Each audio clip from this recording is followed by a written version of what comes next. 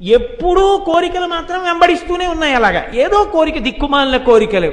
ఈ కోరికలకి అంతు లేకపోవడం వల్ల ఘర్షణలు, ఘర్షణల వల్ల దెబ్బలాట్లు, దెబ్బలాట్ల వల్ల ఏడుపులు, ఏడుపులలో పెడబబ్బలు, పెడబబ్బల్లో అల్లర్లు. వాళ్ళకి మనశ్శాంతి ఉండదు, ఇంకోళ్ళకి మనశ్శాంతి ఉండనివ్వరు.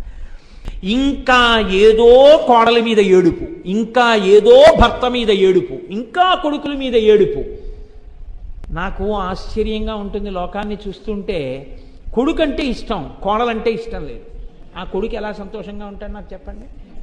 అన్నం తింటున్నావా, గడ్డి తింటున్నావా? నీవు కోడలిగా వచ్చినప్పుడు నీ అత్తగారు అలా అన్నప్పుడు నీ భర్త ఎంత నలిగిపోయాడో నీకు అర్థం కాలా?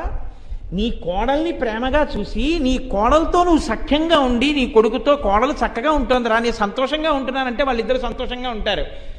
నువ్వు కళ్ళ నీళ్లు పెట్టుకుని కోడలు అలా వెళ్ళేటప్పటికీ కోడల మీద నేరాలు చెప్పి కొడుకు మనసు విరిచేస్తుంటే వాళ్ళిద్దరు ఏమి సంతోషంగా ఉంటారు?